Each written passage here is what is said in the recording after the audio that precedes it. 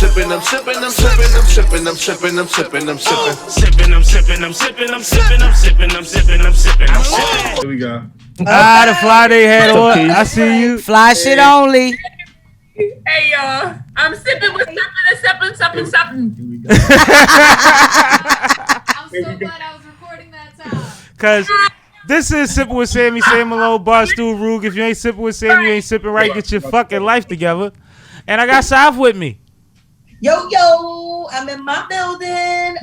I also got Chick with the Juice. You already know who it is. It's your highness. Hashtag Chick with the Juice. It's Juicy Baby, the party plug. If you know, you know. If you don't, you better get on the wave.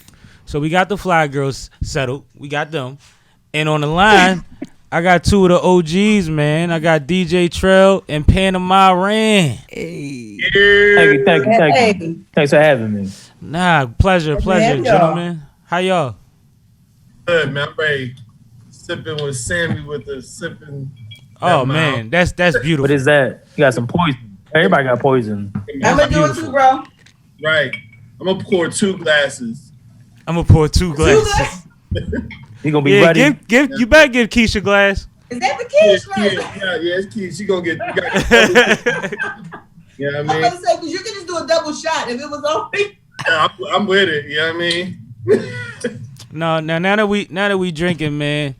We'll start with Trail, cause Trail, you know, what you got new? What's new for the 2021 for the Trail Empire? Oh man, I mean, everything's opening back up, so you know, pretty much I'm gonna be working on the weekends. You know what I mean? Besides being on the Sippin' with Sammie podcast and every first Friday being on with the Fly team, with the Fly girls and the Fly guys, man, I'm all over, man. I'm definitely. You know, people just got to check me out, see where I'm at. Go to the gram at The Real DJ Trail. You'll definitely know where I'm playing at. I got so many events lined up. I can't even say oh, I got this one particular one. It's crazy, man. That's dope. It's crazy. That's a beautiful thing. I'm happy for you. Shoot, listen, you part of the main reason why I'm getting so fly. You know what I mean? You're the reason why I'm internationally known. You know, 'cause I was on the Sippin' with Sammie podcast and the Fly Day on Fridays, you know what I mean? Nah, man, it's all love. That's what we supposed to do. We supposed to tap each other in, but once you get tagged in, you gotta do work, man. You know what I mean? That's what it's about. Exactly. So you are appreciated. Randolph. Yeah, what's good? Ain't nothing, man. I got the call. I'm on here. Now Randy is my guy. We both lived in Maryland at the same time, but he from up this part, but now he's still down that part. So yeah, I navigated back. Yeah, so what's going on with you for the 2021, especially on the heels of what we just went through last year? What's happening with you? Yeah, man. I mean, yeah. You say last year, man. Once you think of 2020, you just think of, first you think of Kobe first, right? Mm-hmm. And then everything just going downhill from there. But I mean, you gotta look it up as a setback. What they say, a setback is a setup for a come up. So absolutely, we on a come up, and right now I'm just concentrating on Dab with my partners. The Dab is an online, I don't want to say directory, but it's going to be an online community for Black-owned businesses. But we want everyone to actually register or everyone to actually sign up as a user. So we're doing a big push right now. There's a lot going on I can't talk about, but if you go to dabonline.com, it'll let you know a little bit more about the app. Mm-hmm.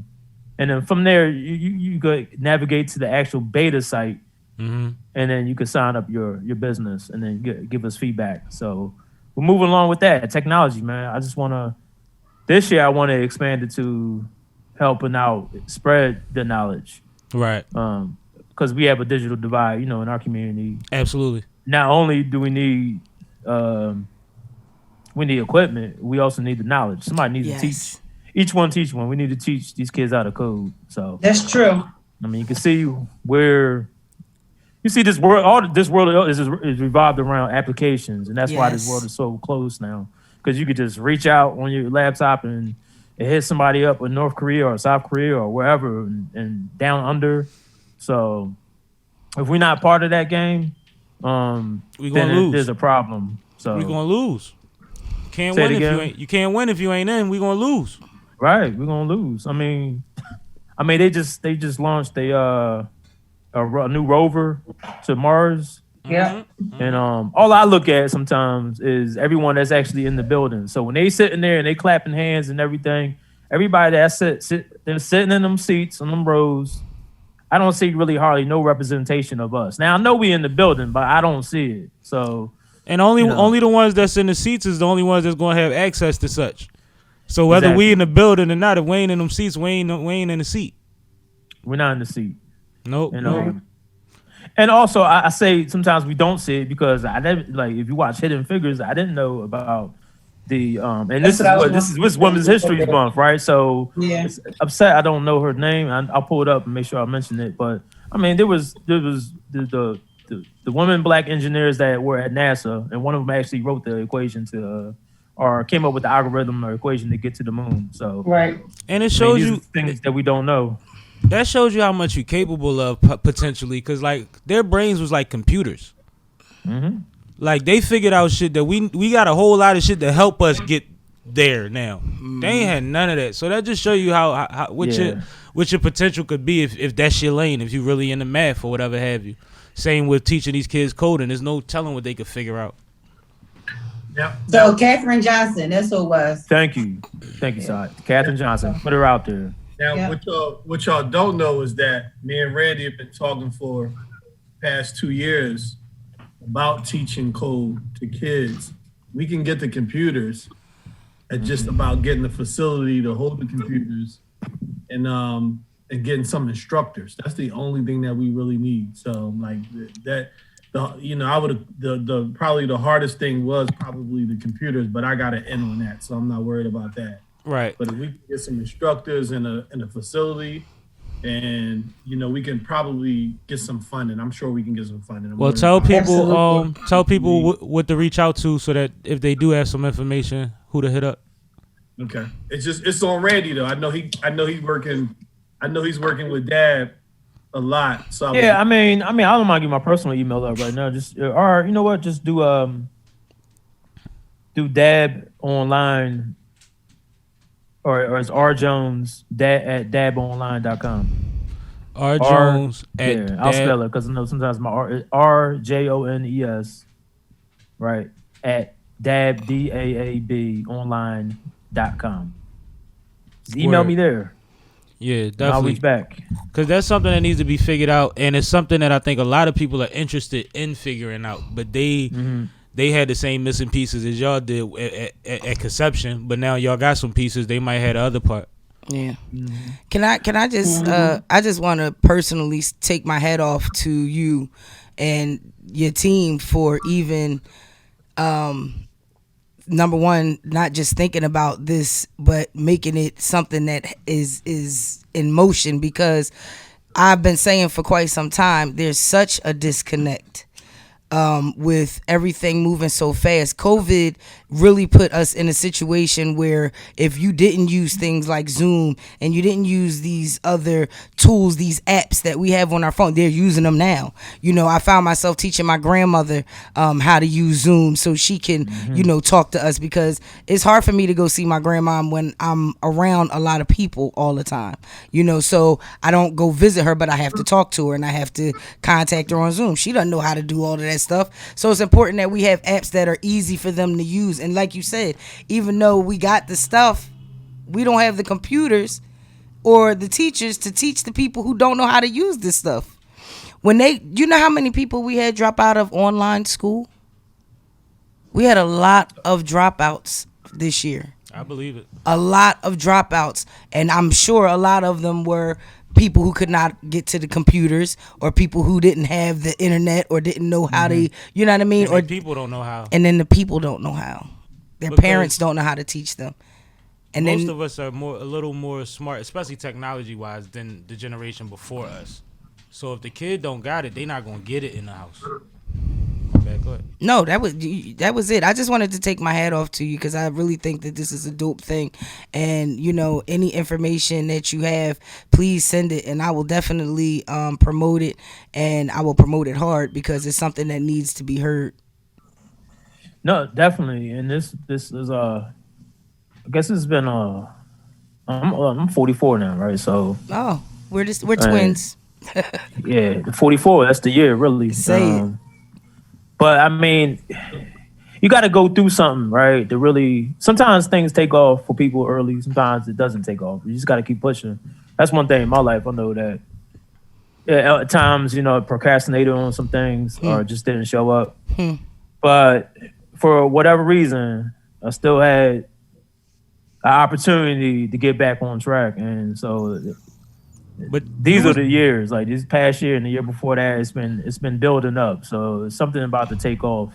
It's the There's plan. a lot I can talk about and a lot I can't talk about, but just in general, I mean, look at the young cats in the hip hop game and just in the music game and see how they took off, utilizing the internet and everything like that. I mean, they have the mindset, they have it, right? They know about technology. They could just pick up little kids. You could just pick up the phone and boom, boom, boom. Right, intuitively, they just know how to do it. Yeah. So at a very young age. I mean, my hat's off to the young guys that are actually taking advantage of these platforms and making their money.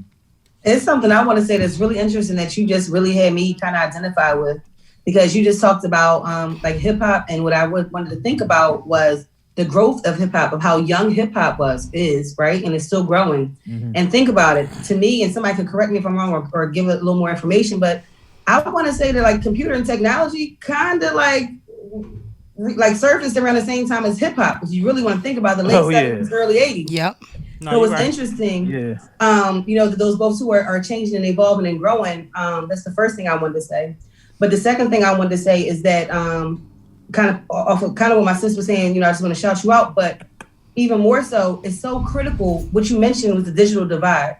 Mm-hmm. And we are already experiencing the digital divide. And I feel like what you're doing is so critical to kind of ensure that we're not only lacking thereof, but we're at the table and we're making those decisions, and that our community is able to benefit from it. So that's really important. That's really important. But I don't know if I missed what DAB States stands for. Is that an acronym? Yeah, so we're kind of transitioning because it's actually growing past it. It was Director of African American Business. So, but DAB is going to be a household name, just like Google. Like, you're going to get away from the actual acronym. So it's a brand, okay? It's a brand. It's going to be a verb. Dab it. Dab it. I like that. I like that word anyway. I love the word dab. Yeah, it kind of evolved too, because like Jalil said, we started like, man, it might be 4 years ago, and just people got busy, and COVID sat people down, and then so that's how things started to evolve again and start moving. Well, personally, I know you've been talking to me about apps and stuff for a long time, and about building, and y'all was going to conventions and doing y'all research and building a network for I started with Jalil, actually. Yeah. Yep. Yeah. So back when I was in Philly. Yep. And we learned a lot through that process too.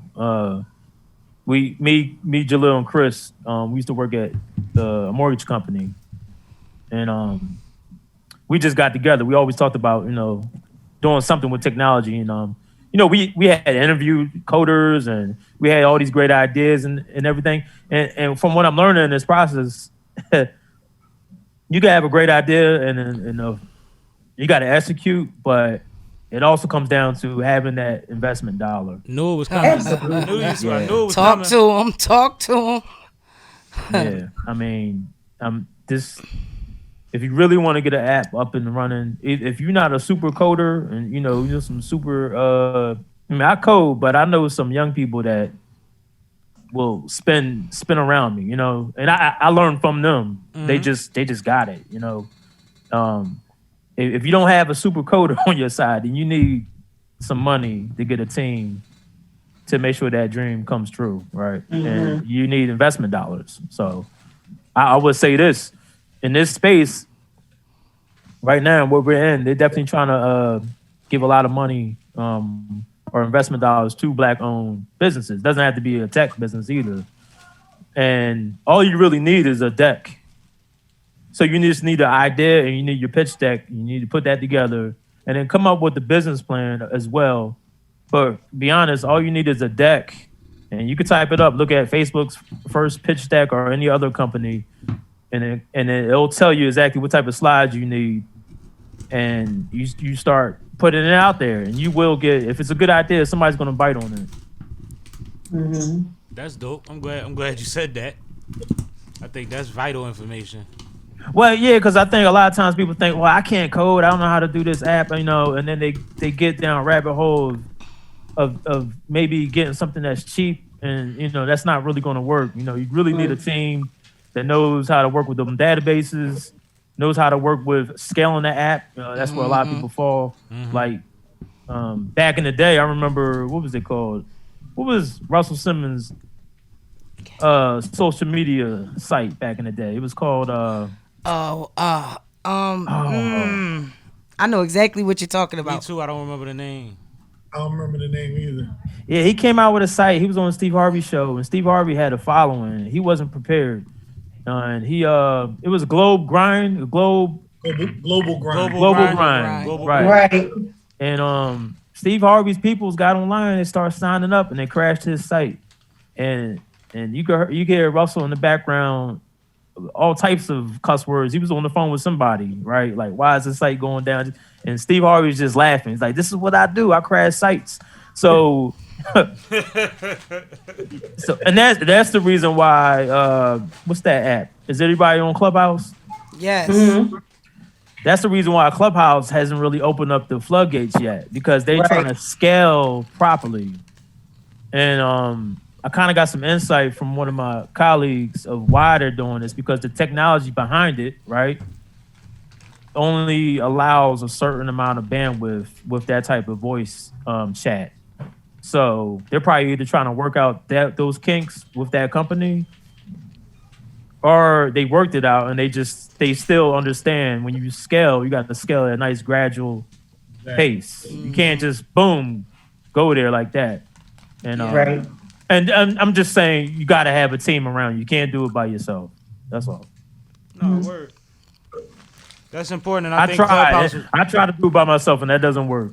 I think Clubhouse was a good example, though. That's I was wise trying words. to explain that to people, and I was trying to explain the other side of Clubhouse, which is why the invitation is how it exists and why the following is, but the fact that when it does open up, the whole thing is going to shift because the kids are going to take it over. Right. And it's just it's going to be a different entity in itself. But right now, everybody wants to be down because it feels like the cool kids club. Right. In a minute, it's going to be TikTok. You know what I mean? The equivalent of that on a speech platform. Yeah. They better hope it's TikTok. I mean, I'm just talking about like that's the audience that you want. If you want that thing to be $1 billion app. If it's going to do anything good, it has to be taken over by the kids. And all the stars is going to pull out. You just got, like you just said, the biggest thing is being prepared. You don't want to end up like Popeyes, you know, with the chicken sandwich. You know what I'm saying? And I think that was a setup. You know, they made us look bad. Yeah, it did. But the point is, you know, I got you. You have these. I actually kind of went through it, and definitely not on that scale at all. But you know, wanting this bigger picture and wanting, you got to be careful what you ask for when you're not completely ready, because then it's like you have to make sure that you have the, let's say in my case, I have to have product. So if I got people calling me left and right, and I got parties to do and events to do, and I'm saying I'm sponsoring this and I'm doing it, I have to have, if I'm saying I'm sponsoring an event, that means I have to have all this product that I'm giving away in my name, so my name can be seen. Or I'm sponsoring events, or I'm giving stuff away for my name to be seen. And after a while, that shit starts kicking you in the ass, because it starts to add up. You know what I mean? And then you looking like, damn, I ain't going nowhere. I'm not doing nothing, but I got all this name, all this buzz around my name. You know, so I had to sit back and I had to revamp and I had to get myself back together, and now I got it now. So on it popping. No, but you didn't stop. You didn't stop, right? Yeah. I think that what's important though, and you touched on it, you told people go directly and look up how Facebook's deck looked and stuff like that. Like, knowing the process is important. I talked to a couple people about things like they want to write a movie or they wanted to write a book, and they're like, I just got to find time to write a book. And I'm like, you don't need to find time to write a book. You need time to write bullet points. Then at the bullet points, you need to write an outline. Then you need to fill in your outline. The book shit, nobody sit still for 3 months on a typewriter no more. Like, you got to build up to this shit. And How make about it what it's people not supposed to even be. barely but it's a reading? process to that if you've never written a book before. You can Right. skip these steps if you've done it before. But in order to really get where you going, you have to build up to that. You have to know where you're going. You have to have something with legs on it. So I think you can even record your voice. You can record the audio book right there. And They have piece it all people. together. They have people, or you can go on apps and find people. Just like I can go on Dab and find people who fucking write will write the story for me. All I got to do is tell them. But at the same time, it's a process. That's a profession right there. People look at things like it's either one thing and it's going to be easy, or they look at it as a huge undertaking where like everything takes steps. It's a process. On the Scene magazine didn't just come because she said that's what she wanted to do. Right. You know what I mean? It took something. DJ Trell wasn't internationally known until he figured out what he had to get figuring. You know what I mean? Before he was able to open up to the people and make the black people happy every other weekend. Mm-hmm. I remember when he bought them big speakers that was up in his living room. I was like, what is this? So the first them Jones looked like they belong on a spaceship, and I was like, yo, Jones is huge. What's crazy is that y'all watched me organically grow from nothing. Like I started just like playing music for block parties, not even with no DJ equipment, like you said, with them 2 big speakers. And so I realized that, you know, I didn't know how to DJ, but I got great music selection.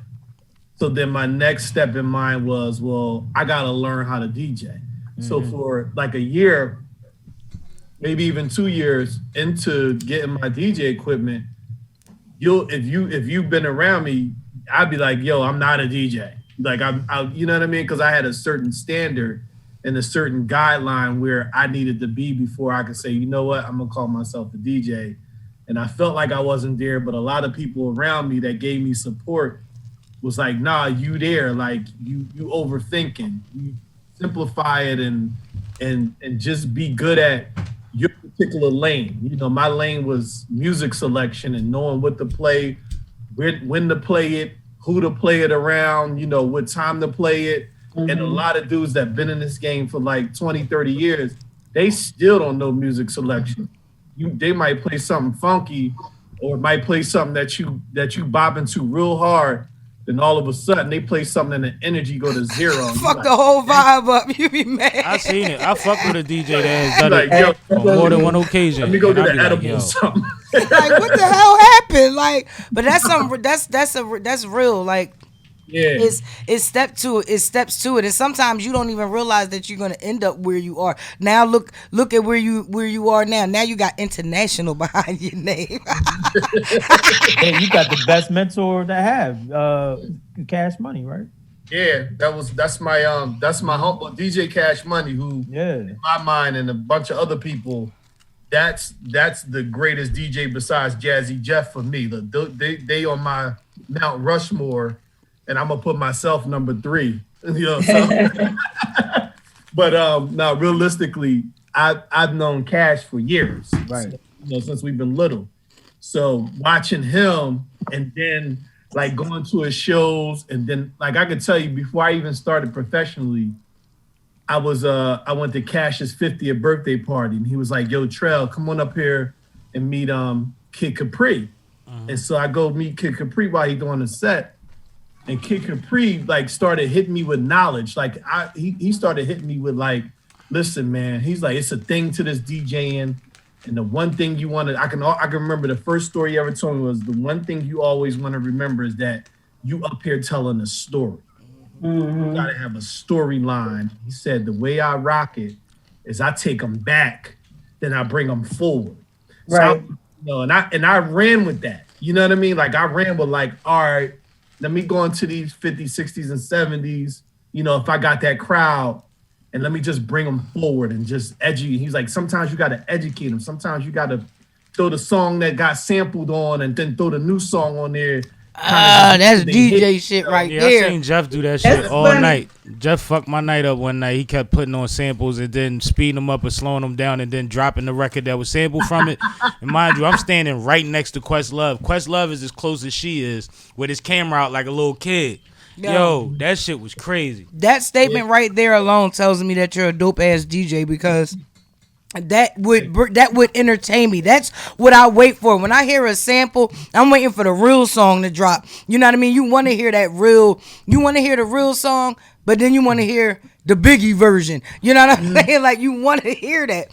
So that's dope as shit. I so love it's that. funny. It's funny you said that too because I literally just did that when I was out with some friends and we were at a jukebox, and I literally did that with numerous songs. So you just made me feel like I was solidified. You stamped me with that one. We gotta get signed for playlist because I literally am in tune to that. DJ Sunny Brick. When I started doing this, man, it was like I'm like, all right. All I thought I was going. Let me get great music selection. Let me learn how to scratch. And then as I got into it seriously, right, I learned that it's like different levels, man. It's like somebody was like, yo, you got to teach me how to DJ. And I'm like, bruh, it's going to take you about 10 years and I'm only in my 4th year. You know what I mean? Like it's a lot of stuff like even with learning how to just blend songs in ain't as easy as people think it is. Nope. You know what I mean? Like blending is like 10 different, like y'all see me on the radio station, I'm doing all this. And I ain't talking, and everybody talking, and I'm like this, like on my headphone, like. Yeah, them beats, you gotta mess it in them per minutes and all that. You gotta know that. And the lows right, you gotta get the timing right. And that's just for one song. You doing 20 things on one song, and then this song, if you like Sam, you only want to hear a song for like 20 seconds, you ready to go into the next one. Yes. You know what I mean? So it's like you gotta pull up the next one and do all it. It's a lot, man, and it's a lot of music, compilation of music, and just like listening to music. Like I got a question. Thing, you know what I mean? How do you remember all those songs, yo? You really can't. You know what I mean? Like they just come to you when the beat hit. The best thing I can do is to try to, like I got lists in my phones. So I might go to like certain lists and be like, all right, these are the hot new songs in 2021. And then I'll remember to play those. And then I got certain artists like that I got like 5 stars next to. Like I might be like, all right, I'm gonna play some Rick Ross. Right. I'm gonna play some Jay. And then I got eras. Like I'm gonna play some 70s, I'm gonna play some 80s, 90s. And then the 2000s is split into 3 different eras already. So it's like, you kind of just jumping around. And then even when you get in there, you got to find that right balance of music. If the crowd is jumping and it's hype, everybody dancing and moving, it's like, well, now I got to go through all these songs and figure out which ones is going to keep jumping. You know what I mean? Because some of them Jones could go low on you. It might be great songs. Yeah. But they take the vibe down low and you like, it's a lot, man. You can't. Any DJ try to tell you can. Remember, what type of songs you play? You can't. You can't. You got to come in there with a couple sets in your head already. Right. Rock your sets and just do your sets right. You know what I mean? Yeah, I always think DJs are known, but I always feel like y'all are still kind of underrated. You know what I mean? Because if it's not for y'all, the party ain't gonna be the party. But standing behind an artist who's up there and they're performing, and you have to keep that mute. And just by what you just told me, you're working from the time you turn that computer on and you set those tables up until you shut down. Because you even closing the party out, even after the party's over. You still gotta play music. Everybody cleaning up, and you still back there, still rocking. Like, damn, you know what I mean? So my hat off to you too, man.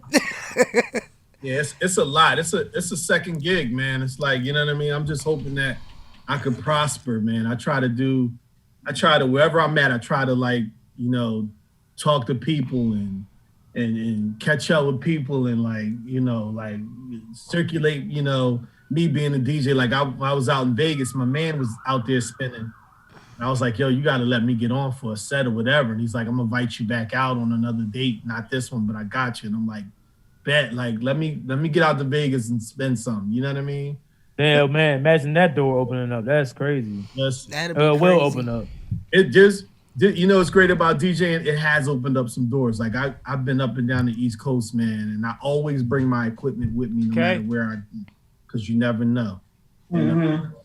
Man, I've walked into a party, met a DJ, and he's like, "Oh, you a DJ? Like, yo, like, oh, cool. Spend this last hour for me, man. I want to go mingle with the crowd." And I'm like, "Bet." You know what I mean? So you never know what doors are gonna open, man. You know what I wanted to touch on? You said also is about educating people. So I like how you said, you'll have era, or if you have an older crowd, you'll start with their era, but then educate them.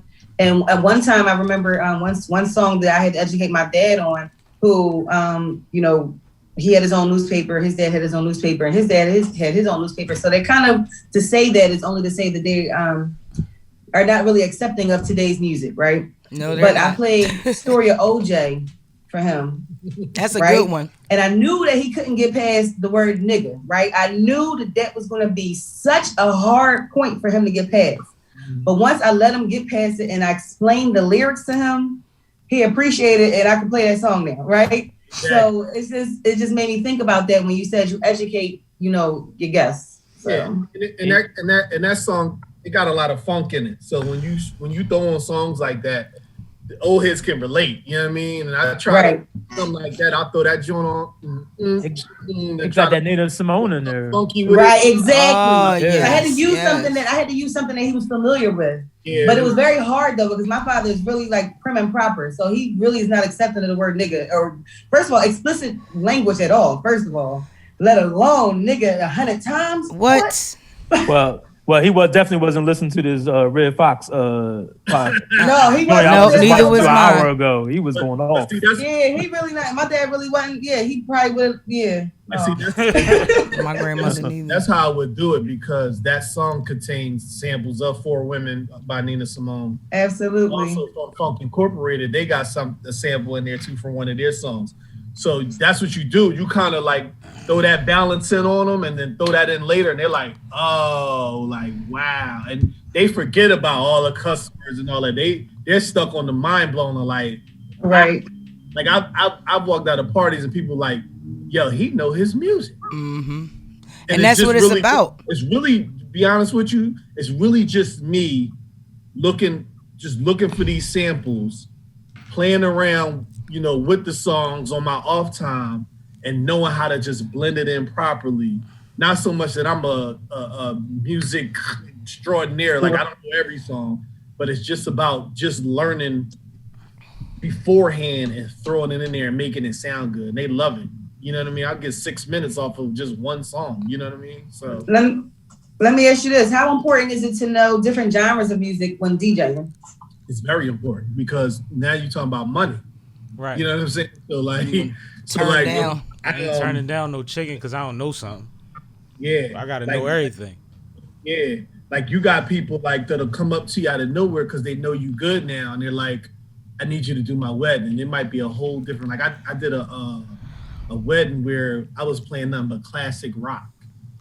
So I had to take like 3 months to learn classic rock. Like, and right. It's like, it ain't just classic rock, it's also 70s and 80s disco and funk. Right. So it's like, you gotta just, sometimes you gotta go out and just do your research. Like absolutely. For me to do that classic rock, I had to go to Adelphia's over in Jersey. And the white boy that's over there, I forgot his name, Danny something. Mm-hmm. I went and just sat down, listened to some songs, Shazam some Johns, pulled him to the side, like, what's your website, man? I'm doing a classic rock wedding. Give me some tips. And he, DJs will talk. They'll tell you like, yo, this is how you rock it out. This is what you, make sure you play this, make sure you do that. And next thing you know, bam, you doing a classic rock out of nowhere that you've never done before. You got some Hotel California up in that joint. You getting paid. Right. I'm like, I just want to hear some ABBA or something. If you can hear some in the night with that, I'll be cool. Spinning some Led Zeppelin and stuff. I hear you. But I've done some crazy parties, weddings, events, like out of my genre. My genre is basically hip hop. Right. I'm hip hop and old school. So that's my main genre, right? I can go if somebody say, oh, I need a hip hop old school party, I ain't even got to practice. I could just walk in and just bam, you know what I mean? But anything beyond that, I can freak a little soca, definitely some old school reggae. But anything beyond that, I got to do my research and learn, you know what I mean? Which is challenging and which is good for me, you know what I mean? I know who I'm hiring for the really karaoke. good historian of like music, and he does his own live joints. Bull Quest. Absolutely. Quest got stories for days. Quest When got he's me through the playing- beginning of the pandemic. Yeah, So- right. But sometimes Quest will talk too long. Like I got put on the Quest, but he gives you great history. It gives you great history. Gives you great history on the song. But sometimes he be playing a dope song and he'll cut it. Yeah. And you know, back in '78, in the Right. like, Like, bro, I no. wanted to hear that. Yeah. With somebody in the back messing with the fire, right? Like, all right. All right, Yep. Quest. Let's play They the in the song. back. They in the back roasting marshmallows and shit. Yeah, right. With the You ceiling. got some other the stuff ceiling, going on in the background. The That ceiling loft type glowing thing, and shit. It looked ritualistic. Yeah, dude. Yeah. You said it. Yeah, but You know who you want to just, if you want to just listen to some great music one night and not hear a lot of talking, you got to try Jazzy Jeff on Friday nights. Yeah. And, jazz. Yeah. Yeah. He does. Jazzy Jeff does some great music. The Bull is probably the best DJ all around for. And when is Kid Capri joint? Ain't Kid Capri joint Sunday night? I think. Yeah, but he don't have nothing on Jeff, man. No, I mean Who's nobody. Who's that, Rube? Kid Capri. Oh, okay. He got a good R&B joint though. Yeah. A old school R&B pup he do. But I mean, we compare it to Jeff. We ain't talking about that. But I'm just saying. Natasha Diggs too. You throw her out there. I think she up in the New York area, but if you look her up, and she's bad. She's bad. She Female can spin, DJs are dope. and she knows she got catalog. You know what I mean? And I think she's still spinning wax. I mean, so That's even doper. she got a catalog. I mean, her I whole heard- wall is filled up. I just heard Jeff doing a 45 tour. Yeah. He did a what tour? He about to do a 45 tour. Oh man, it's gonna be nice. All wax. All wax. I told you, Rug, I brought this up on a pod before that I've noticed that wax is coming back. That Target and stores are selling wax again. Yeah. And there was retro. It's a different sound. Yeah. I mean, I think it might come back. People say it's a crisper sound, It's right? a different sound. In digital, you lose something. You lose. People don't think you're losing something, but if you think about digital is like this. It's just lines that are making sounds, right?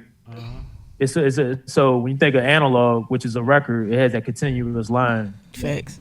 And so there's no, unless you got a scratch on the record, there's no hiccups. Yeah. Yeah.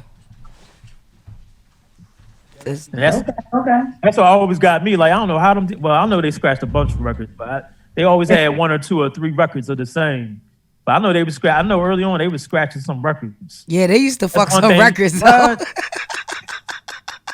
Right, Trell. I'm sure they were scratching some, but a lot of them will also get them for free too. If they was nice, they like, play this, play that. They would get it from the record company or whatever. That's if you're great. You know what I mean? You great. You gonna get all like the reins and all that. You gonna get you gonna get about a case full of records. You know what I mean? So That was back when it was love, when you would still go to the record store. You go to the record store, go pick out the records, listen, But had they the do the headphones, DJs. listen to the music while you're in the record store. The artists would come to the record store and do their signings. Yeah, I mean, that was fun. you know who's still open? FYE. They sell records too. They still sell DVDs, CDs, everything. Not It was funny. It was funny because when Son of the 215 was doing his, he was coming out with his one of his songs. I think it was State of Emergency, and he was getting ready for his listening party, and he gave me a CD, and I said, "Dag, it's so crazy because the time we're talking about that digital divide again, I was looking for a thumb drive." You know, because I don't even have a CD player. Like, you know what I mean? Like, where am I going to play this CD? You know what I'm saying? And I want to listen to this song. I want to listen to this joint. You know what I mean? So it's just like, well, send me the tracks, email them to me. So it's like important nowadays to have your information on that thumb drive because everybody wants that digital press pack. You know what's crazy? How quickly CDs just came and gone. Yeah. You know? Look how fast DVDs came and went. Well, CDs were only good. CDs were only good for the labels. The labels paid way less to print up CDs than tapes and charged to double to do it. Yeah. Based on a new technology. Yeah. That's crazy. That's crazy. And look how fast. I did not think that things like Blockbuster would go out of business. Like, you know what I mean? Like, DVDs are obsolete. Like, when Blockbuster went out of business, I said, oh, yeah. I said, these Redbox and all of these streaming networks, everybody got Fire Sticks. Old Netflix, you know what I mean? Cable is getting ready to be obsolete. People don't buy cable anymore. They go get the Fire Stick and they get internet. Yeah, and then you can subscribe to each channel that you want, but then all that stuff adds up, too. That's the thing. Yeah, but you ain't paying $9,000 a month. That, but you got a choice, right? And you could just cancel it like that without any repercussions or whatever. Like Or you ain't paying for a damn box that they say you don't own that you renting that this right. Or you could just meet my homie behind the ShopRite and he'll jailbreak it for you. So you know what's interesting, Rug? You were saying that tapes were cheaper. So I was wondering where tapes manufactured in China. I know CDs began being manufactured in China, right? Is that like around the time that they became like mass production in China? Because I just looked it up, and it looks like tapes were created in like Belgium and in that area. So, in Germany. That's right. Oh, that's crazy. So that's probably goes to his point of the cost effectiveness of it too. So profit margins and all that. So crazy. You think about Sony. Where Sony came from? What? China, right? Yeah. Mm-hmm. So they was making that Sony Walkman. Like right. They made. It was all set up. It was all dream. And they. Oh, Walkman. I gotta check out that documentary too. I heard that was dope. We can talk about that a little later. I watched it. The Biggie Joe on Netflix. Yeah. But that's what made me think about that just now when you said that. So I mean, they talk about that with you too. They made the technology right. They made the technology along with the CD. It was all planned out like that. And then once Steve Jobs came out with that iPad or the pod joint, the iPod, it was over. It was over. You know what's crazy? I'm gonna tell y'all a real quick story. One, I'm kind of big on CDs because that's how I even met Rue. Like the first time I met Rue was we like, all know him from CDs.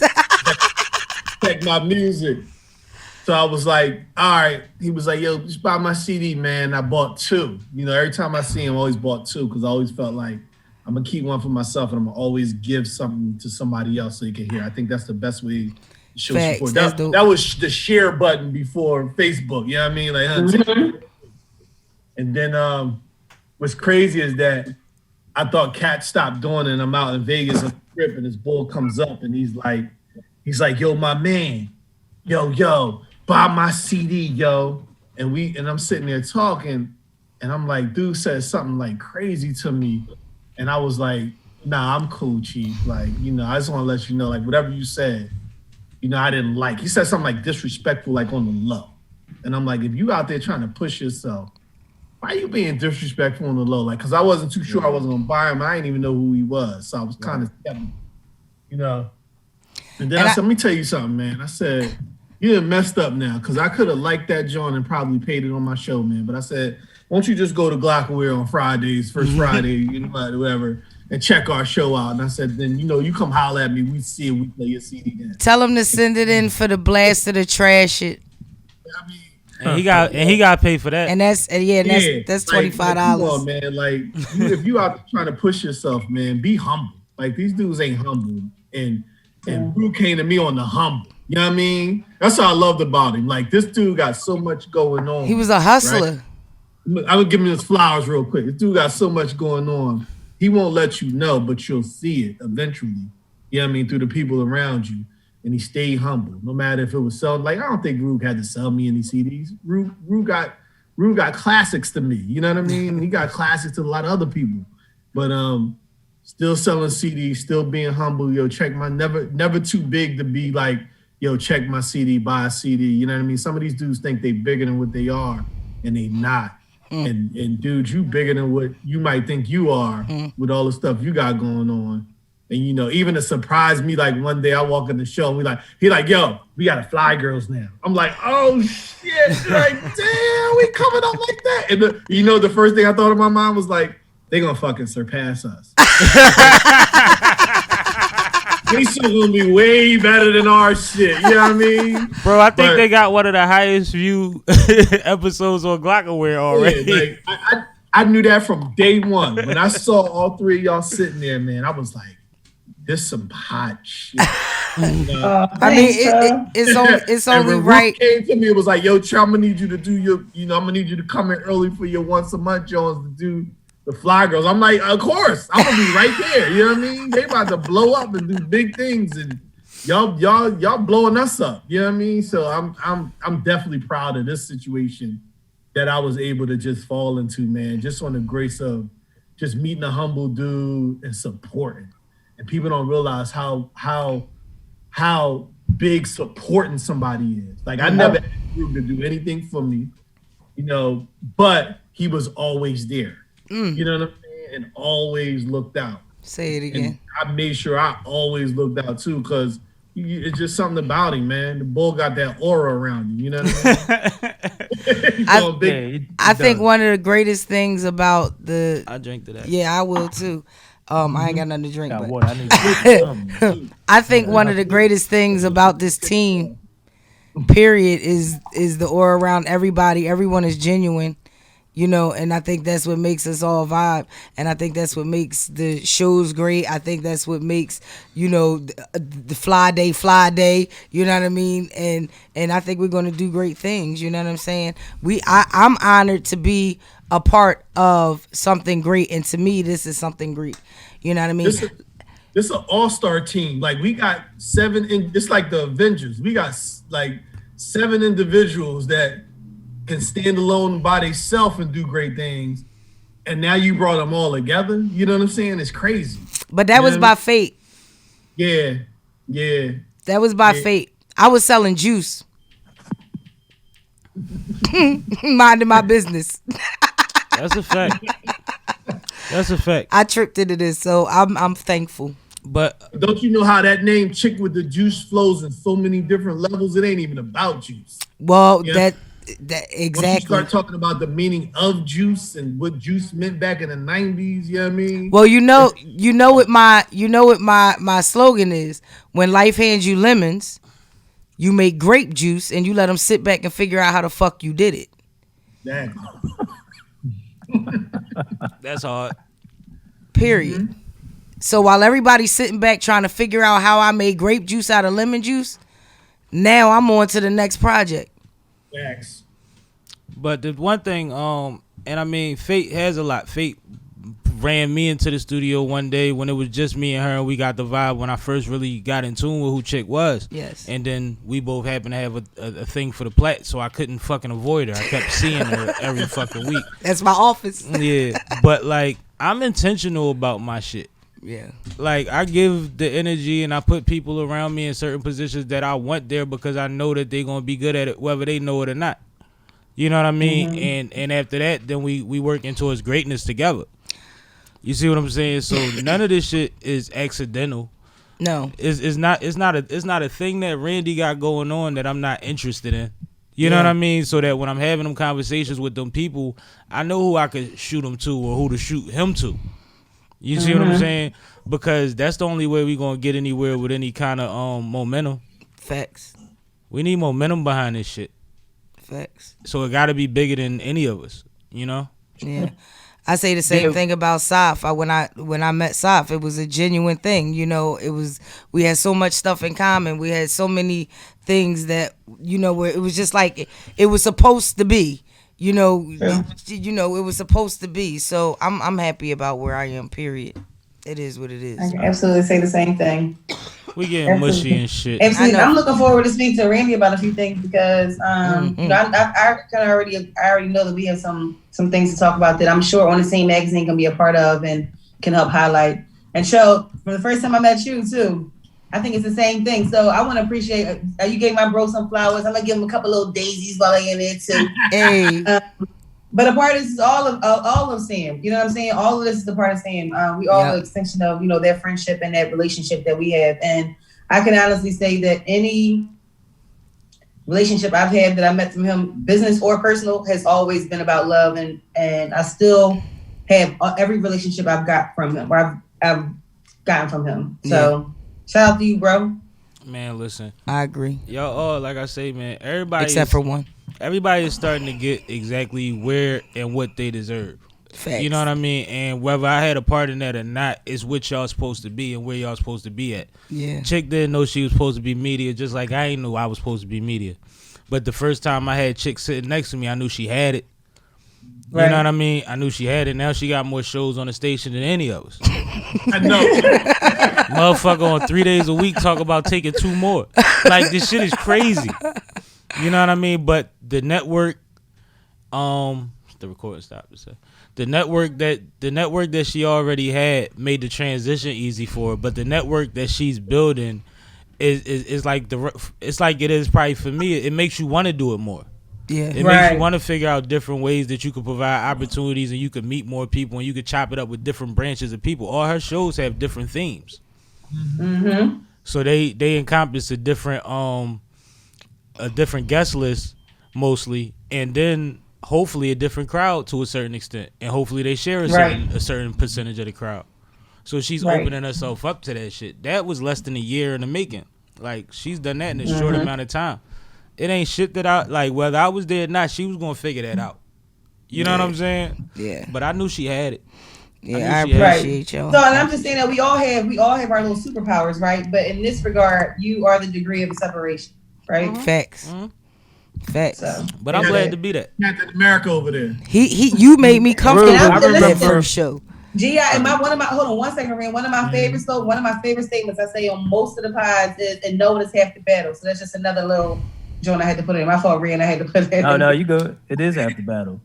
I mean, I remember Rube back. Well, me and Rube go back to Morgan State, but I remember, I forget that club that was in. I don't know, if it was in Old City or Rittenhouse, but it was popping, and I don't know if who was there that night, but we were standing right next to the speaker. And the Jones is bigger than the Trail speakers. He stayed talking about like, Trail speakers.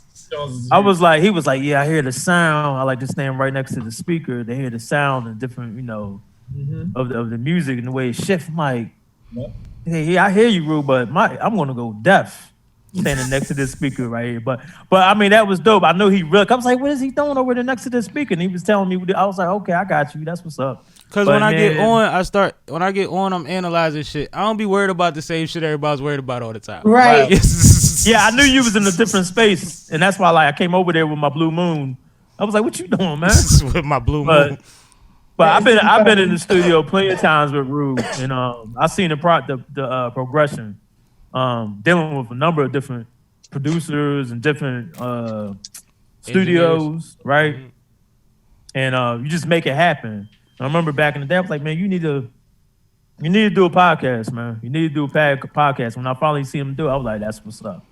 That's what's up. Yeah, I was planning it, man. I didn't know it would be a pod. I thought I was going to have a remote radio show, which I was going to steal the footage from, and essentially that would have been a pod, but I didn't know what a pod was. I know, that's what I was thinking just now, like.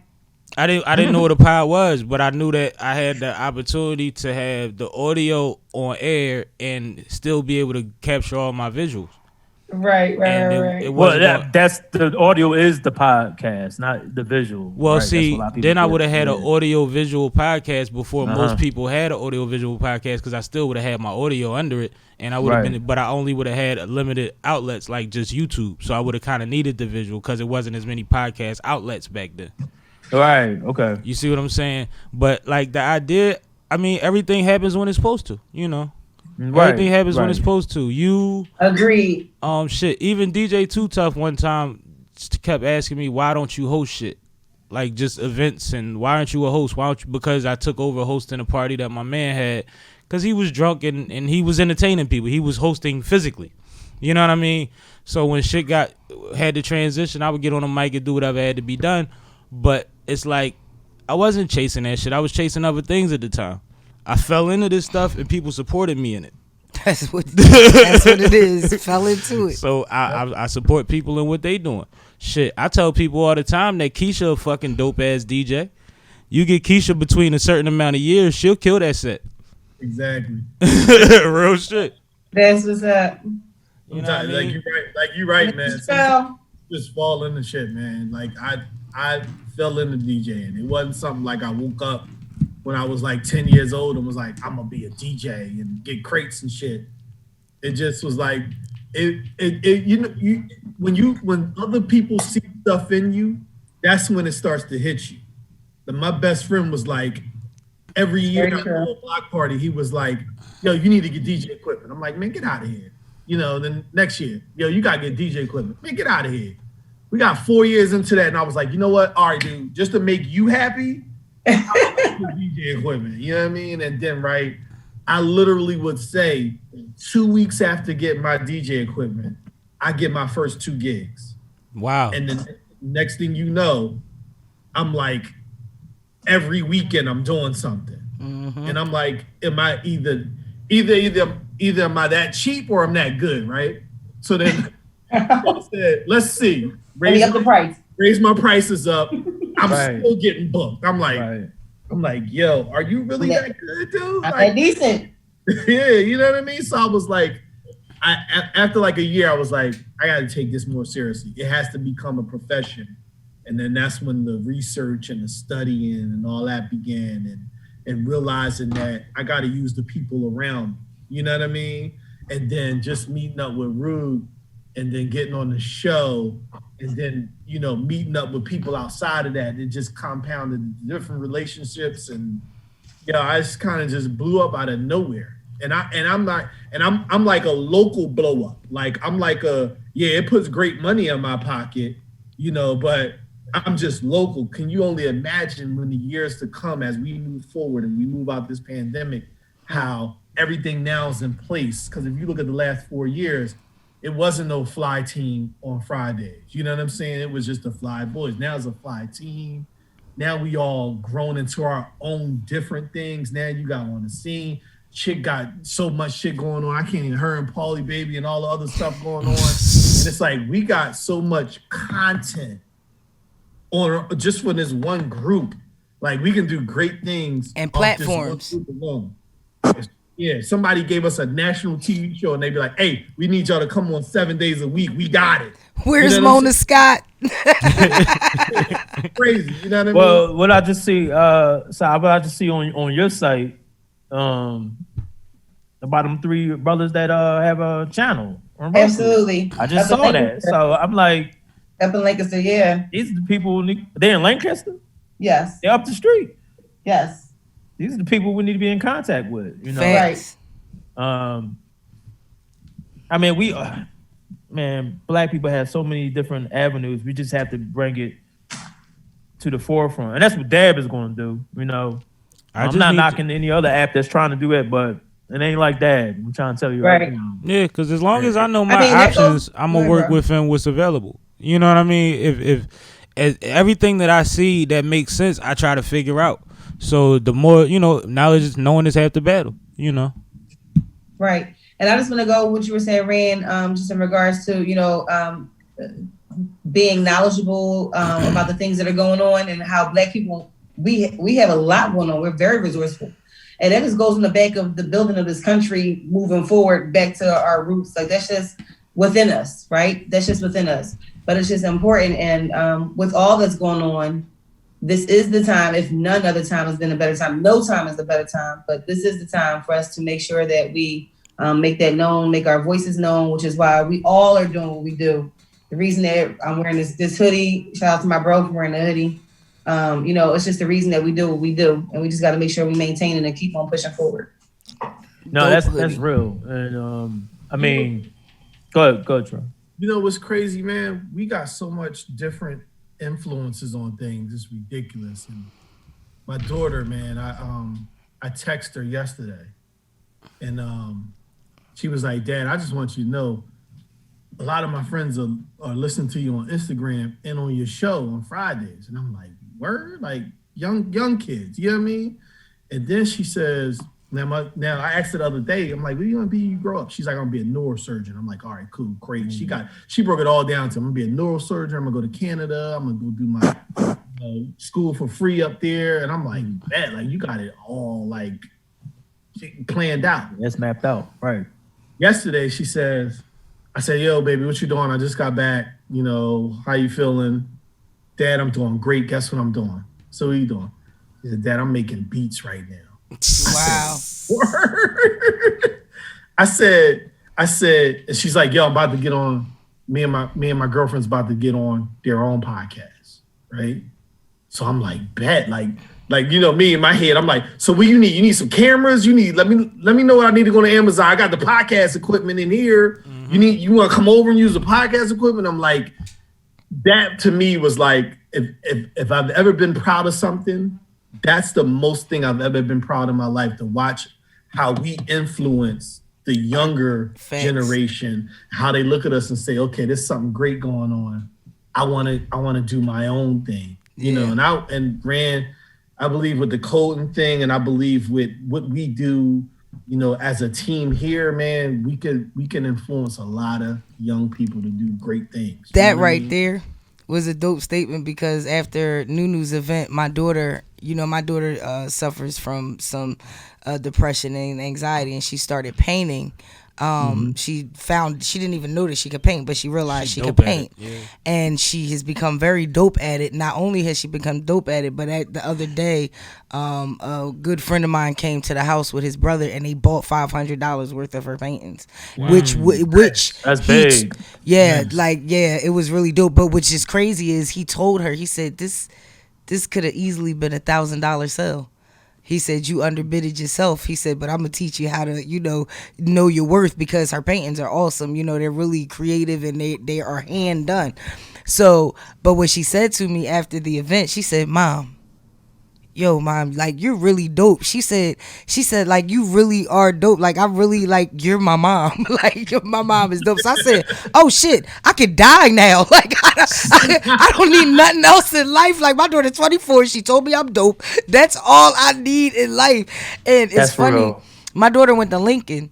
So she went, my dad and sister. Yeah. Lincoln. And she would call me, and she was like, "Mom," I would send her back up to the school. She would take some juices back with her or whatever, and she would get to school, and the kids would be like, you know what I mean? That's chick with the juice. Chick with the juice is up here. And she's like, "No, chick with the juice. That's my mom." "That's your mom? And you only came up here with like 4 juices? Like, what's going on?" And she's looking like, "What?" And it is funny because, I used to feel that way about my dad. When people used to say, "That's your dad," and I used to be like, "Yes, my dad.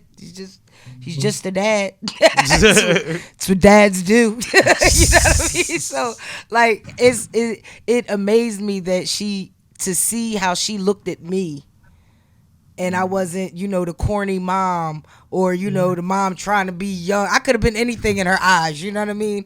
But I've always just been me, and I keep it 100 with her, and she keeps it 100 with me. She told me I found my thing. She said, "This is the very first time in my whole life that I've seen you this happy. You found your thing." So I'm gonna keep doing my thing. What you said is kind of what I wanted to touch on, and it goes into what Trail is saying. The reason that we're able to influence them is because we're having fun and we're cool. Yeah. Like, if we're not, if the energy isn't right, we'll scare them away. Yeah. You know what I mean? And then when they look at us, motherfuckers is still moving and shaking, and still them people in them rooms, and still know how to get fly, and still know how to get sharp, and all of that. And they get to see that in real time, and it's not the way that everything was presented to us. Right. You know what I mean? So we are a valuable option for influence, but it's only because we're doing cool shit. It has to be cool. Fly shit only. Fly shit only. Right. Yeah. I wanted to share my story since y'all talking about your perspectives as parents. And sis, I'm happy that you brought in the being the child. So today, I saw my dad, and like again, my dad had the New Observer newspaper. He's editor and publisher, and my dad had on my hoodie today. Do you know how good that felt? Like, that's dope. But this is not the first time I saw my dad with my hoodie on. Every time I saw my dad since I brought out my hoodies, my dad has been wearing my hoodie every day, like nonstop, like as much as I wear the hoodie. So that heavy. Just shows a lot. Again, like I said earlier in our pod, that he's not a person that's going to like just support anything. He's not just going to be, you know, he's not with the shit. He's not with it. So to see my dad like just support it, and to me, I know he's told me he's been proud of me. He's told me that. But to see him support it, like that's support. You know what I mean? And so it just made me feel as the child that I'm doing what I'm supposed to do. That's dope. From what he led, with the example that he led and showed. Shit, so. I remember when Linda sent me the picture of my pop on vacation. Like, we could buy my dad sneakers in November. He will save them till August to wear them on vacation. Like, he only take his good shit on vacation. Is all he taking. So they sent me a vacation picture. He got his open toe slingback slides on with his linen shorts and the SippinwitSammie tee, the joint with the logo on the side. Not that one, but the one with the logo on the side. You probably got that one too. I got that upstairs. I got that one too, Trail. He laid it up. He made a layout there, Jordan. I'm like, oh, that's heavy, because I know how he feel about his vacation lay. You know what I mean? Vacation lay is important. That's his real. Shit. And That's he did it the OG way with his sandals. It's dope when we influence like that, man, and people support.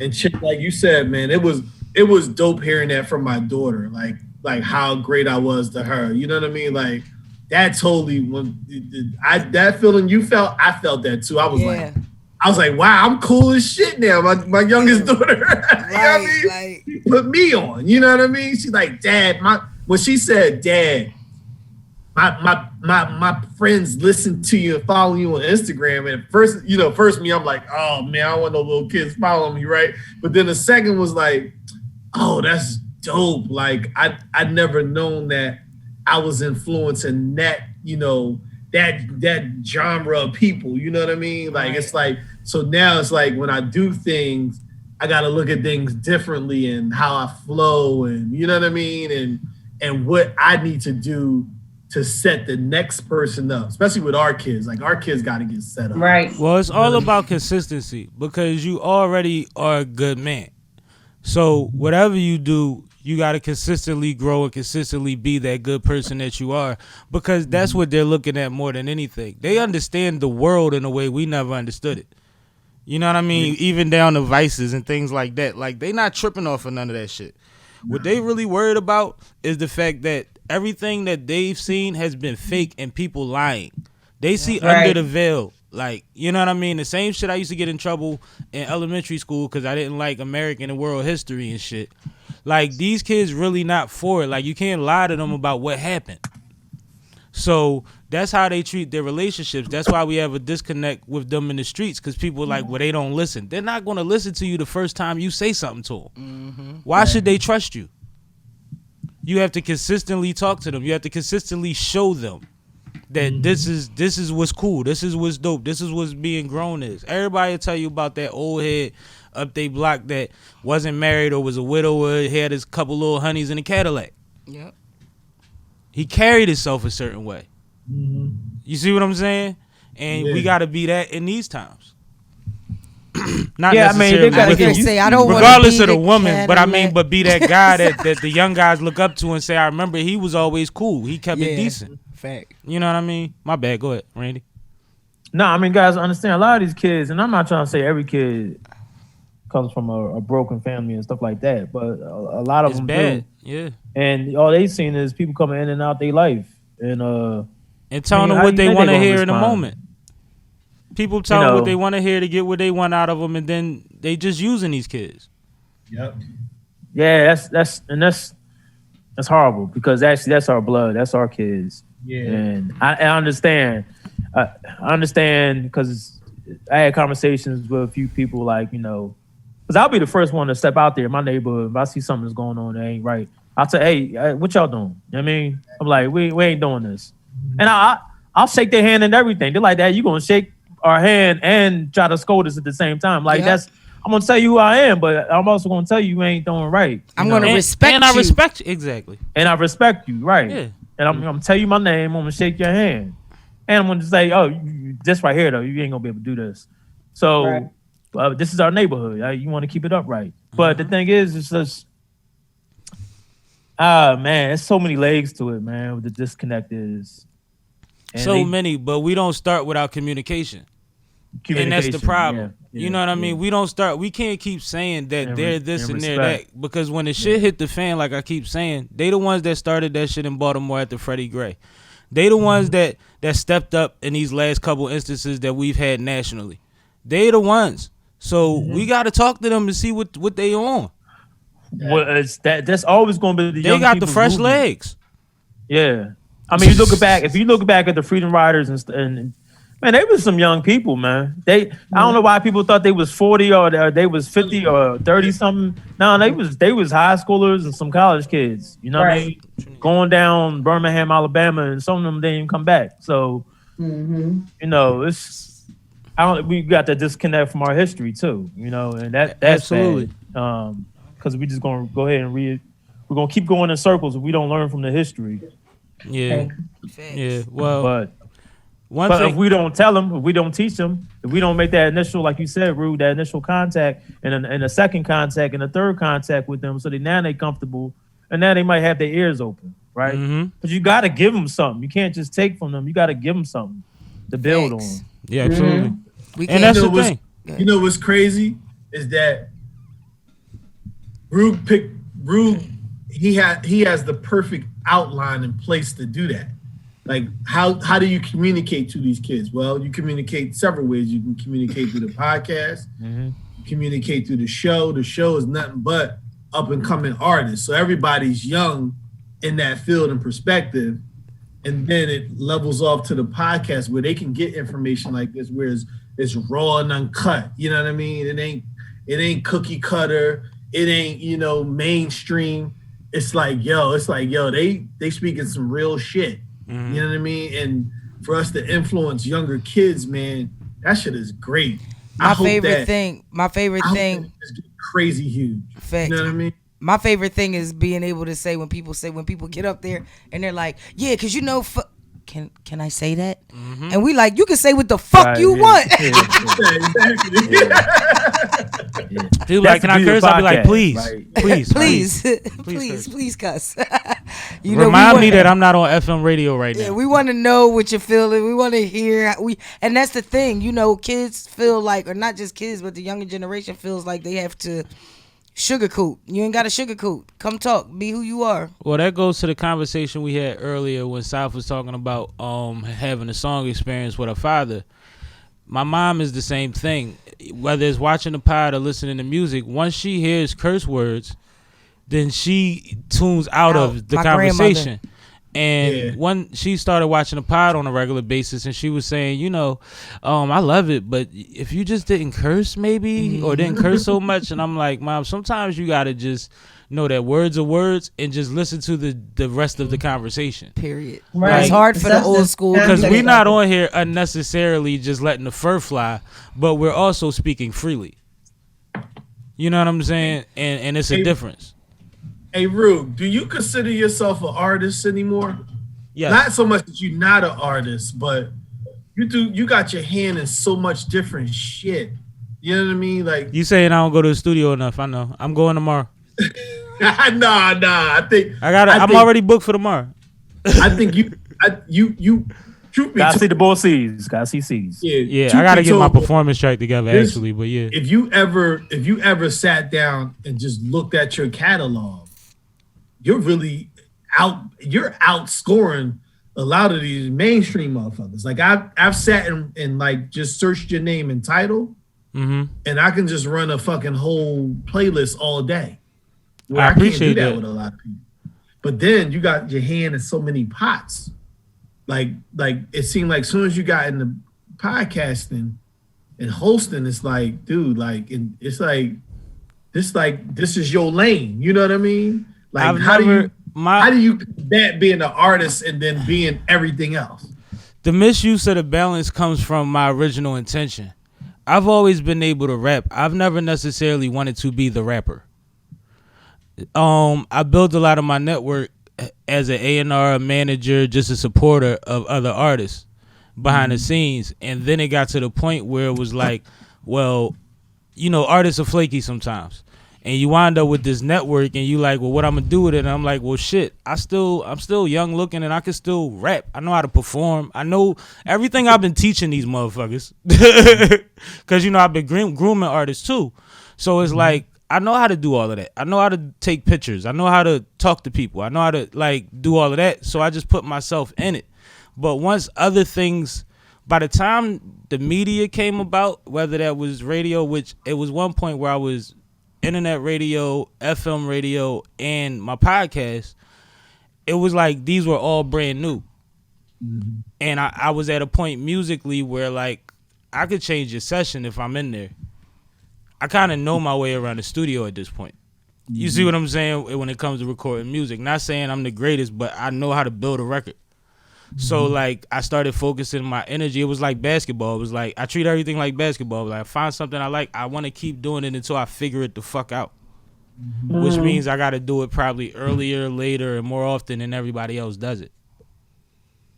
The one thing I love about you is that you don't have that ego that a lot of other people got. And that ego sometimes will look at another artist up and coming and be like, nah, I don't want him on my show. You know what I'm saying? Like you put everybody on. Like I don't think you get enough flowers as you need to get. And you don't even give a shit about the flowers. But you just want to see everybody win, and that's what I love about you. But the success rate is high. We at like 82% of the people that come through being dope. Like once in a while you get a dud or two. Oh, okay, check the screen.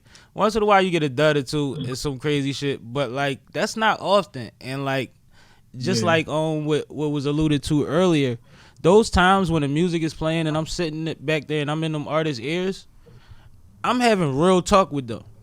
You know what I mean? I'm not gassing them up. We ain't just talking about the record. If we talking about the record, we talking about it in the way of what are they doing with it and how possibly it could be better or how this could build something else for them.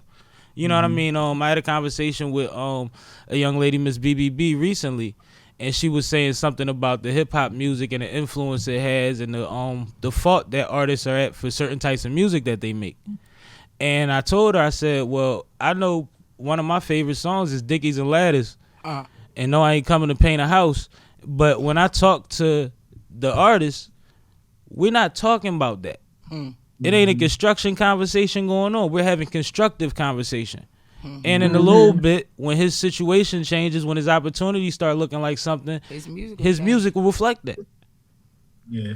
So we have to take those opportunities. So I meet them where they at, and I'm able to do that by taking every type of person in, because I'm still gonna have those conversations. They'll reach back at some point. And I always tell them, when you in that room, especially at Fly Day, everybody in there is a mover and shaker. You need to get everybody's information and network with everybody in here, because there's a lot of people that say they producers, DJs, managers, artists, and all that shit. But the people that consistently show up to my show, you see them all the time in them rooms moving and trying to make something happen for themselves. Not just at glocawearr, all the rooms. Yeah, so them the kind of people you want to do music with. Them the kind of people you want to get your music to. Those the kind of music the kind of people you want to do business with. Is the people that's sitting in this room. So when people say they built so many, Saf said she built so many good friendships and relationships business wise through me, that's intentional. First of all, I'm very careful with her. That's a female. You know what I mean? So I can't just put her in everybody's hands either. But at the same time, like, I know what she trying to accomplish, and I know if I'm around that, then I need to introduce her to that person. It's one time that she was trying to meet somebody, and the one time they was in the same place, I didn't introduce them to each other, and they missed each other, and I felt horrible until they met each other. And they had already spoke, like, on the phone, I think, by that point. But it was just one of those things where they were in person, and I could have made that official connection, and I didn't do it, and it felt some type of way to me. Because I knew that they would benefit each other better if they were able to have a real face-to-face conversation. Real talk, you're going to be like, I'm going to give you, not even the next 10 years, I'm going to give you the next 5 years. You're going to be on this Barry Gordy level type shit. You know what I mean? Like I see great, like every year I always say when we sit down, we do the podcast, I'm like, the year just gets better. Like every year gets better. Like people are like sitting like, oh, the pandemic is fucking my life up. I'm like, yo, we don't see it. You know what I'm saying? Like we don't, like it seemed like every year it just gets better. And I'm like, yo, like I'm just like, we about to do great things as a team. You know what I mean? Like just watching our team and watch how we flow and watch how we do things. And I'm watching Saf and she's all over. You know what I'm saying? I'm watching Chick. Like Chick has great management skills. You know what I mean? Like I've watched your artists like Nunu and Malini. I don't even know if they're your artists now. But I've watched Milani is Paulie's artist. My artists are Nunu, Sosa, and Lay Mother. But listen, y'all manage them well because they've been seen in so many different places. Like I could just pop up in my Facebook or my Instagram. I'm like, damn, like it ain't nothing but flooded with shit that we do, which is great. You know what I mean? Like I'm like, yo, like big things is about to happen. This nigga Sam's gonna be the Barry Gordy, the centerfold of new music. Like, you know what I mean? I'm just happy to be a part of it. You know what I mean? Facts. Like this, we're doing great things and we don't even realize it. And then when you, which is even greater, like you look at what you do just individually, we're doing all great things. So it's like something's gonna blow in the next year or two. Like we all gonna be like, damn, like we gonna be looking back on something big. Like, damn, how we get here? But you know what I'm sorry, good. But that's the part that's why, like, and Chick spoke to this one time before too, and you just said it about the roses. Like you said, he don't even care about the roses. It's not that I don't. I appreciate it because I appreciate being appreciated. You see what I'm saying? But at the same time, I see something bigger.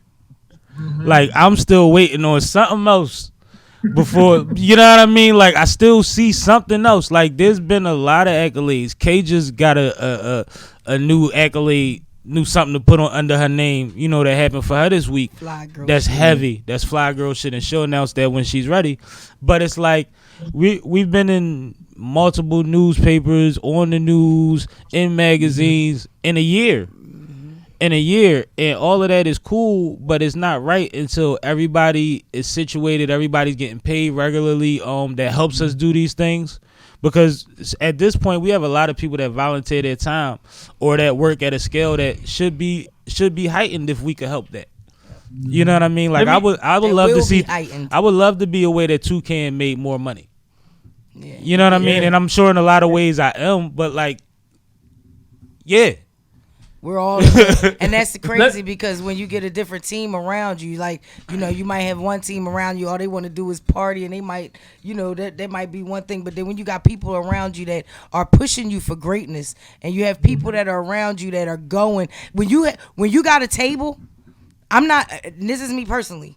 If I got a table, I'm not looking for people to come to the table with their plates and forks and not even their food. I want you to bring your table to my table. And I want to extend my table. I want my table to become a fucking smorgasbord. What you were saying, Randy? Now, I was saying, like, so is there anything, see, because I've been out the loop in Philly, like, I don't think it's, from what I'm saying, I don't think it's anything like glocawear in Philly other than glocawear, right? Oh, no. I mean, there's no competition. I mean, I'm sure it seemed like they got the market cornered in it, to me. Well, and that's why I said, like, I'm sure we already contributed to making more money because glocawear team, the people that have shows on glocawear are people that move around. Glocawear is everywhere, too. You see what I'm saying? Like, you can't go nowhere and people don't have glocawear merch on. It's starting to look like they're going to have Fly Day merch on and fucking Sam Danas, too. It's getting crazy where, like, everybody that's around us is just going every direction, and half the time we meet somewhere in the middle. So glocawear is really destroying shit. Like, it's not a coincidence we keep winning the Philly Hip Hop Award. 20 years is a long time to be pounding the pavement. Crazy. That's crazy. Yeah, like, it's and not then, like, so it's like when you look at like or the artists that you're talking to, right? Do you see like a commonality of like one, like their success is predicated because they did this, or also like some of their faults, like they didn't do this and they needed to do this. Like, do you see something that both sides like this is a success, this is something that I mean, can write out and tell people like, look, this artist did this or these artists did this. It's right, weird because it's usually structural. It's usually I see an artist that's either running with the right person or the wrong person. Yeah. You know what I mean? I've had people, I recommend 1122, I recommend Hennessy Kev all the time to managers and to artists to get work done and get where they're trying to be, and he'll figure out a plan that works based on what you want and what you call success, which is important. But then I'll have a situation where I'll have somebody, we'll be doing interviews in a room, bunch of artists and their representation coming in out all day, and then this one manager comes in and shakes the whole room up negatively. Yep. And now I'm not even enthused to talk to your artist, but the reason I do want to talk to your artist is because I understand it's not their fault. Right. Their energy might not be the same. They're usually not. They're usually great people that just have an asshole representing them because they're so nice that this is the person that says the shit they won't say. But you don't have to treat us like that because when you in here, it's all love. Right. And that's not that don't have to be my building, that's my room. You know what I mean? If I'm borrowing space. So, a lot of the times is that because there's been records that I didn't understand that caught. There's been artists that I would have thought wouldn't take off as fast, but they just caught that one little thing, or that it only take one record and one opportunity. Yeah, right. You know what I mean? And if you out here working, you could catch one. But a lot of the times those opportunities can be ruined or increased based on who you have representing you and helping you. You know what I mean? Yeah, because right. No, I get that. Because you look at some of the big ones that are out there, like Uzi Vert and what's the boy? What's his PBR? What's his name? What's the boy name? Yeah, PNB Rock. Like I didn't know about PNB Rock, and I'm like, oh, this boy from the crib. I'm like, how did he take off? I mean, he fell under my radar, but. Well, we know his manager at glocawear. He got a good team behind him. He run with a good team. He got a good team behind him, right. He made a great record. He made a great record, and he had a good team. They shit. Them niggas opened a couple bars and all like they do their work. And right. I sat there and watched name Bam is one of them. I sat there and watched them do an interview at glocawear and break down how they did things. But then there's also one thing that I tell a lot of artists, and I tell they representation too. Like Fetty Wap shopped Trap Queen for 4 years. And when I say shopped it, he ran around stage to stage, night after fucking night, performing this one fucking record mainly. Not saying it was the only record. I'm sure you had sets that was probably 10 minutes. But Trap Queen was the record. He ran around in and around New York for 4 years before it caught. You got to push shit. You know what I mean? Like, you got to push it. Just because it's the dopest shit your homies and even the city ever heard, we got to get more ears on it. Facts. You gotta go to those big markets. You gotta do it. The crazy thing is, right, and I don't mean toot this bull horn again, Rug is sitting on fucking classics. I ain't talking about hits. I'm talking about classics. You know what I mean? Like this shit, like he be like, Trey, you ain't gotta play my shit, you know what I mean? When you come up, nah, nigga. This is classic. Trey be trying to make Fly the best of Sammie. I don't be wanting to do that. He says this every Fly Day, but that's what we want to hear anyway. Like he don't realize when I'm at home, I'm sitting and I'm listening to shit on Tidal, and then I'm sitting listening to his old shit. Then I'm sitting and listening to other Philly artists, and I'm like, this motherfucker got classics. Like he got, for me, there's about 4 classic songs that he got. You know what I mean? And they all completely different. I'm like, yo, like, if we play it enough, it's gonna go somewhere and we gonna all shoot out. And I'm gonna be like, yeah, I was playing that shit first. Fuck that. You know what I mean? No. Playing that shit. That's old. That's old shit. No, but that's the feeling. And that's what I get out of doing what I do too. Like, I mean, shit, I was the first one that played Falling Tears by Suzanne Christine which is one of my favorite songs. A couple years later, you know, she said, she called me on Wednesday, said, I'm dropping it on Thursday. Can I do your show on Friday? She came through, she played that shit, blew my motherfucking socks off. Now that shit's playing around the world. You know what I mean? And I'm proud of that because she called me first. And Suzanne is not a slouch in this city. She don't won the Philly Hip Hop Awards so many times she can't win it no more. They done retired her. Jersey in the rafters. So like that means something to me. You know what I mean? Like I do appreciate that type of stuff, but it's like I still get the mixtape first. I'm still ahead of niggas in hip hop mentally. I like that. But we about to wrap this shit up, man. I appreciate all of y'all. I need everybody to tell everybody how to get with them and so forth and so on. Starting with Trail. Yeah, you can reach me at you can check all of my work at Instagram at the real DJ Trail. You can also reach me at 267-980-8106. You can also check me on the Sippin with Sammie podcast. I'm on about 3, 4, 5 of those already. Yeah, my as guy. well as catch me every first Friday, Glocawear Radio from 3 to 6 on the Fly team, the Flyers team. Hashtag fly shit only. That part. Holla at me. Absolutely. Randy? Love it. Rand? Me? Yes, sir. Okay.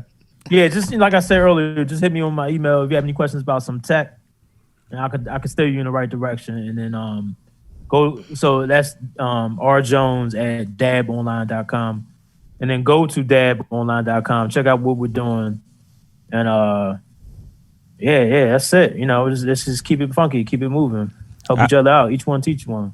Absolutely. Oh, I want to give a special shout out to Legendary Burger. My man Dwayne Cheers from Morgan. Him and his partners, they were on Shark Tank last week, and they had a deal with Mark Cuban. They got the vegan burger. Nice. Oh, Legendary Burger. Everything's legendary. Check them out. They, you know, so I'm gonna give my props to them because they've been working really hard. And the big thing on that show, they said that they didn't spend no money marketing. It was just all word of mouth. And heavy. So they made a deal, and you know they're doing big things. Black-owned business. Dope. And it get you get health right. Get that burger and get the chick juice, so y'all can stay healthy. So are they based out of Maryland?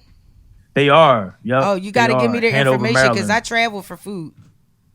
Yeah. Oh yeah, and they selling online, but yeah, it's about to expand. Yeah, I need the experience after this show. Yeah, that's what's I'll up. find man. you on the Instagram, and I'll make sure you get that link to their site. Okay. Dope. Nice. I What like was the to name hear of it that. again? Yeah, Legendary Burger. Everything's legendary. Sounds like a road trip, guys. I heard that. Chick. You probably seen it. Yep. Well, y'all already know. I'm not going to get into my long drawn out, but y'all can find me at Chick with the Juice. That's CHICWITDA Juice #2. And that's on Instagram. You can also find me every Wednesday co-hosting with Paulie and the gang. On Wednesdays from 7 to 8 p.m. on Glocawear Radio. And then you can catch me on Thursday for Loudmouth Podcast with myself and my co-host, Paulie. Don't forget the baby. And then you can catch me on Friday, which is Fly Day. Friday. The flyest day of the goddamn week. Always. And we're going to be starting off with Fly Girls with my girl Saf. And, of course, Paulie. Don't forget the baby. And Your Highness, hashtag Chick with the Juice. And we'll be starting off Fly Day every Friday from 3 to 4. So y'all check me out. Safwa. So, yo, sunny break, and I'm about to be out the building, but you can catch me at honestlymagazine.com, your positive platform for everything from education to entertainment, edutainment as we like to call it. You can catch me every happy hour on Thursdays with my bro, Sippin with Sammie. Every Friday, as my sis said, on Fly Days from 3 to 6 with the Fly Girls and the Fly Boys. Also, the first Fly Day, you can catch my boy, DJ Trell, and every Friday, other than that, DJ Freaky, free. You can catch us there. Hollis, Glocawear, the greatest station in the nation. Glocawearr. Absolutely. Right, baby. DJ Trail on the ones and twos when we tell him turn up. I see the dab app. I see you. I see you. Yeah. I see you. That's Flash heavy. that. Yep. That's heavy. But no, shit, that's why they fly girls. They make this easy for me. This has been and forever will be Sip with Sammie, Sam Malone, Barstool, Rook. If you ain't sipping with Sammie, you ain't sipping right. Get your fucking life together. And get it everybody on here for their merch too. Everybody got something rolling. Absolutely. Support. Yeah. Sippin' them. I swear. Bomb. Malone. Yeah. Fuck all the bullshit. We gon' pull up and get toreup. Toreup. I'm sippin'. Sippin'.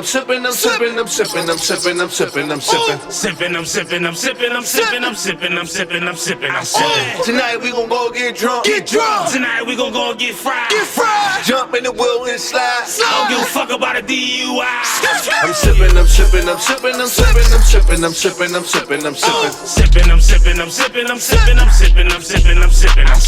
Tonight we gon' go get drunk. Tonight we gon' go get fried. Jump in the wheel and slide. I don't give a fuck about a DUI. Tap the bottom, crack the bottle. Pour it up and take a sip. For the dead, we don't pour it out. We pour it up and get lit. They don't want us wasted drip. They don't want us wasted drip. Your body gone, but your soul here. So you live through me out this bitch. Treat it out like a model. And the model like a ladder. Fuck the poetic shit. I brush it like Chicago. Tonight we going full throttle. Yeah, we going full throttle. You say, make them do what you say. We ain't drinking no Moscato. 2 can't pass me the EJ. Shorty looking at me like she need a leg. Bad bitch night, I fuck her up. Now much time I need a DNA. Party at home with my soldiers. Woke up with a hangover. Hit the ball, then I got another shot. Just so I can get back sober. I'm sippin'.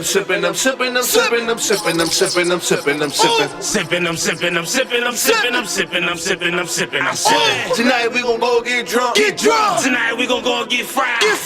Jump in the wheel and slide. I don't give a fuck about a DUI. I'm sippin'.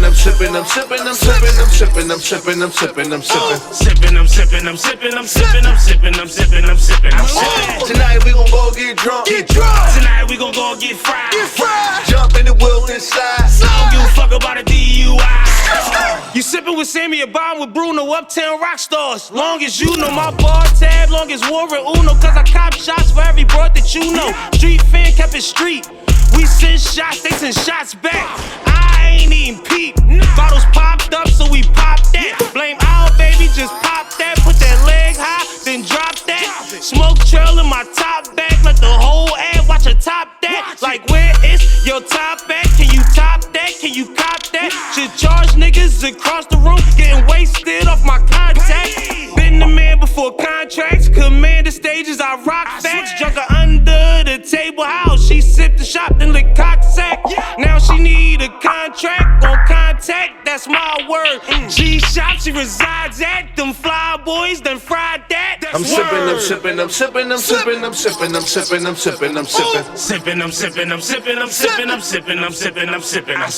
Tonight we gon' go get drunk. Tonight we gon' go get fried.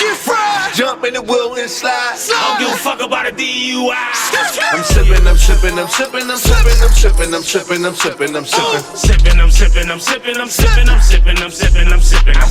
Tonight we gon' go get drunk. Tonight we gon' go get fried. Jump in the wheel and slide. I don't give a fuck about a